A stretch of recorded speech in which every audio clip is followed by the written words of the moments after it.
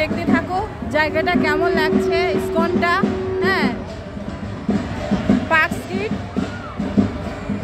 ISKCON মন্দির, ঠিক আছে।